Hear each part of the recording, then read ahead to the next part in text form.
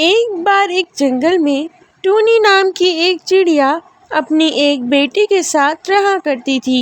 वो अपनी बेटी का लालन पालन अकेले ही दूसरे के घर में काम करके किया करती थी। एक बार किसी कारण उसका काम छूट गया। वो अब परेशान हो गई थी कि अब अपनी बेटी का लालन पालन वो कैसे करेगी। हे ऊपर वाले, ये क्या हो गया? मेरे पास तो अब कोई भी काम नहीं है। अब मैं क्या करूँगी? अपनी बेटी का पेट कैसे भरूँगी? अब तो बस तेरा ही एक सहारा है। अब ऐसे ही दिन गुजरने लगते हैं। अब टूनी चिड़िया के पास खाने के लिए ज़्यादा कुछ नहीं बचता है। सिर्फ थोड़ा सा मैदा और थोड़ी सी सब्जियां बची थीं। वो परेशान थी कि क्या बनाए कि उसकी बेटी का पेट भर जाए। बेटा, मैं तेरे लिए क्या बनाऊं? बस यही मैदा और थोड़ी सी सब्जी बची है। माँ, तुम एक काम करो, इनका तुम मोमोज बना लो। मेरा बड़े दिनों से मोमोज खाने का मन कर रहा है। ठीक है बेटा, मैं तेरे लिए अभी मोमोज बना देती हूँ। तू रुक, मैं अभी बनाती हूँ, फिर हम दोनों खाएंगे। फिर टूनी चिड़िया मोमोज बनाकर ले आती है और दोनों माँ बेटी खूब मज़े ले लेकर मोमोज खाती हैं। अब ऐसे ही दिन गुजरने लगते हैं। एक बार दोनों माँ बेटी अपने घर में बैठी होती हैं कि तभी उनके दरवाजे पर दस्तक होती है। वो सोचती हैं कि इस वक्त कौन होगा। बाहर उनका मकान मालिक खड़ा था, जो कि किराया लेने आया हुआ था।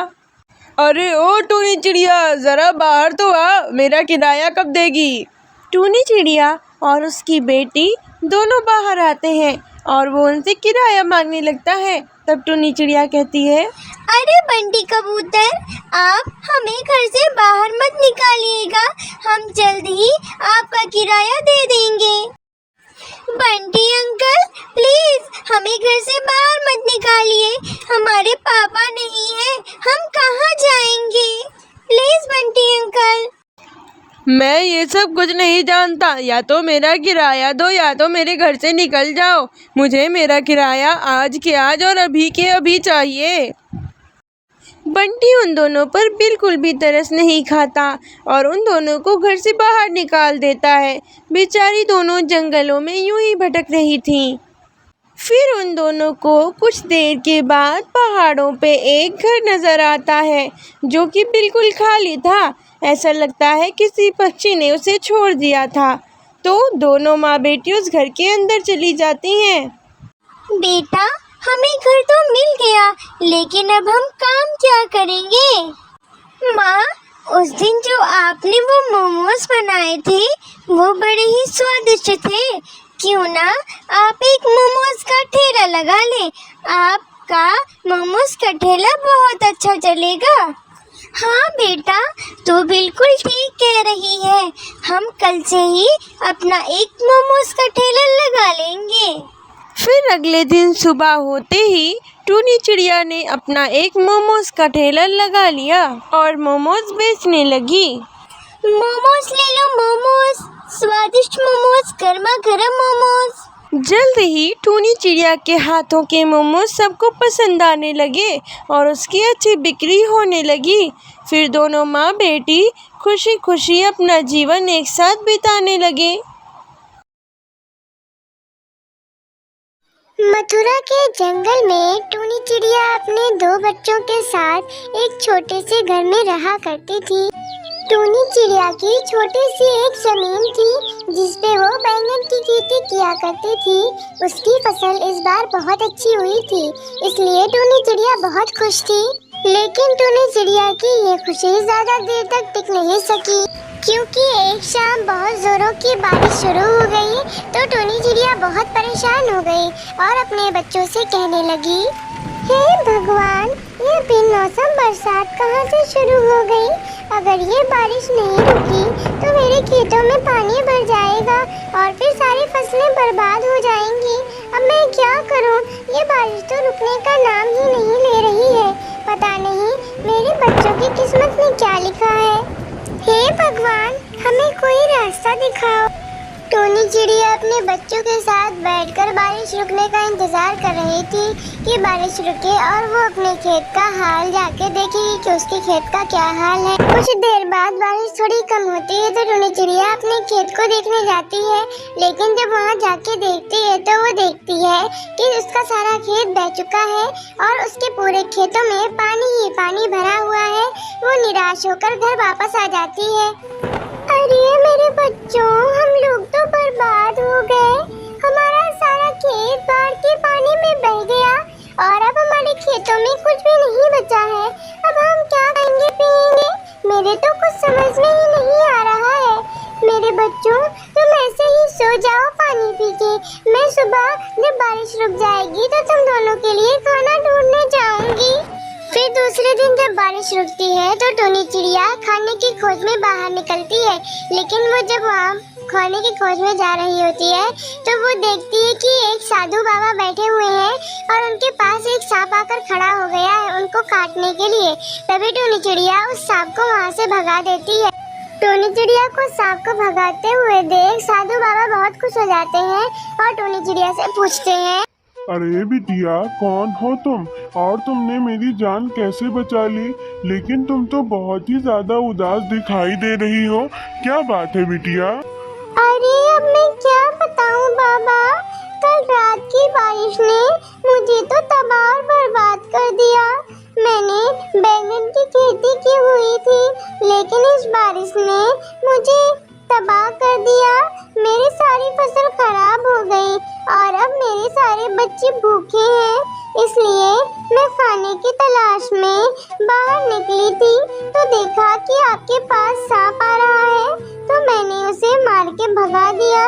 अरे बेटा, तुम तो बहुत साफ दिल की लगती हो। मैंने तुम्हारी उदारता तो पहले ही देख लिया है। अरे बेटा, तुम्हारी कहानी तो बड़ी दुख भरी है।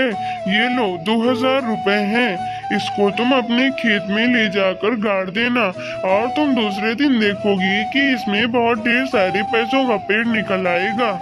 फिर टोनी चिड़िया उस 2000 के नोट को ले जाके अपने खेतों में बो देती है और 2 दिनों के बाद उसमें बहुत ही बड़ा बड़ा पैसों का पेड़ निकल आता है।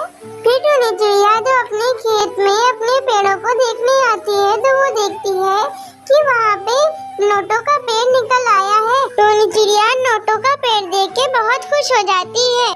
फिर टोनी चिड़िया खुशी खुशी अपना जीवन बिताने लगती है और उन नोटों से अपने घर को चलाने लगती है। ये कहानी एक भूतिया जंगल की है। जो जंगल अपनी भूतिया दरवाजों और दीवारों के लिए मशहूर था। कहा जाता है कि कुछ लोगों ने यहाँ पर भूत देखा भी है। एक बार की बात है, एक सोनू नाम का चिड़ा था जो उस भूतिया जंगल में जाना चाहता था अपने दोस्त के साथ। उसके दोस्त ने उसे उस जंगल जाने को मना किया, लेकिन वो नहीं माना, बल्कि उसने ये कहा कि अरे यार, ये सब तो लोगों की बनाई हुई कहानियाँ हैं। अगर हम इन सब से डरने लगे तो हमारे जीवन जीने का कोई फायदा ही नहीं रहेगा। जंगल पहुंचकर सोनू चिड़ा और उसका दोस्त एक बड़े घर के सामने रुक गए। जंगल बहुत छोटा सा था, लेकिन रात का माहौल बहुत डरावना था। चांदनी, रात की चांदनी एक अलग सा भूतिया सा माहौल बना रही थी। रात गहरी हो चुकी थी और जंगल में अब सन्नाटा छा गया था। सोनू और उसका दोस्त एक बहुत विशाल बगीचे में खड़े थे। वो बहुत भूतिया बगीचा था। उस बगीचे में बहुत डरावनी डरावनी आवाजें आ रही थी, लेकिन सोनू ने उन आवाजों की तरफ ध्यान नहीं दिया। अचानक सोनू को एक किताब दिखाई दी। उसमें लिखा था गांव की दास्तान। जब सोनू ने वो किताब खोली तो उस किताब में लिखा हुआ था, गांव में कई सालों पहले एक भूत बसता था जो रात को गांव की सड़कों पर घूमता था। लोग कहते थे कि वहाँ अक्सर अजीब अजीब आवाजें सुनाई देती हैं और कई लोगों ने तो यहाँ पर भूत देखा भी था। सोनू ने अब किताब पढ़ लिया था और उसे बहुत हंसी आ रही थी। ये तो सब बेकार की बातें हैं। गांव वालों ने अलग अलग ही कहानियां बनाई हुई हैं। ये सब लोगों की फैंटेसी है। हमें भूत प्रेत से नहीं डरना सोनू चाहिए। ने वो सब बातें तो नहीं सुनी, लेकिन लौटते समय रात ज्यादा हो गई थी और जंगल के रास्ते में अजीब अजीब सी आवाजें आ रही थी। अब सोनू को लगने लगा था कि कुछ तो अजीब हो रहा है उन लोगों के साथ। अचानक उन दोनों को महसूस हुआ कि कोई सफेद कपड़ा पहने उनके आगे बढ़ रहा हो। वे दोनों ये दृश्य देखकर बहुत डर गए और अपनी जान बचाने के लिए बहुत तेजी से भागे और एक घर के पास आकर रुके। तब सोनू चिड़ा एक कबूतरी से कहता है, आंटी जी, यहाँ तो सच में ही जंगल में कुछ अजीब ही हो रहा है। हमने अपने सामने एक सफेद साया देखा जो बहुत डरावना था। हमने किसी तरह अपनी जान बचाई है उस सफेद साये से और आपके घर के पास आकर रुक गए हैं। नहीं बेटा, तुम लोग गलत हो। तुम लोगों को भूत प्रेत की बात नहीं करनी चाहिए थी। ये सब तो किसी की कल्पना है। इस गांव में ऐसा कुछ भी नहीं है। सोनू चिड़ा अपने घर वापस तो आ गया था, लेकिन उसे उनकी कही बात याद आ रही थी कि ये लोगों की सिर्फ कल्पना है। लेकिन उसने तो एक सफेद साया भी देखा था। खैर, ये सब बातें कभी सच भी हो सकती हैं। सोनू चिड़ा वहाँ की वो डरावनी रात भूल नहीं पा रहा था। वो सफेद साया उसे परेशान कर रहा था। वो सोच रहा था आखिर वो क्या था। प्रिय दर्शकों, आपको क्या लगता है कि वहाँ उस जंगल में कोई साया था भी या नहीं? हमें कमेंट में बताएं। ये सिर्फ मनगढ़ंत कहानी थी या इसमें कोई सच्चाई भी थी? हमें अपनी राय जरूर दें।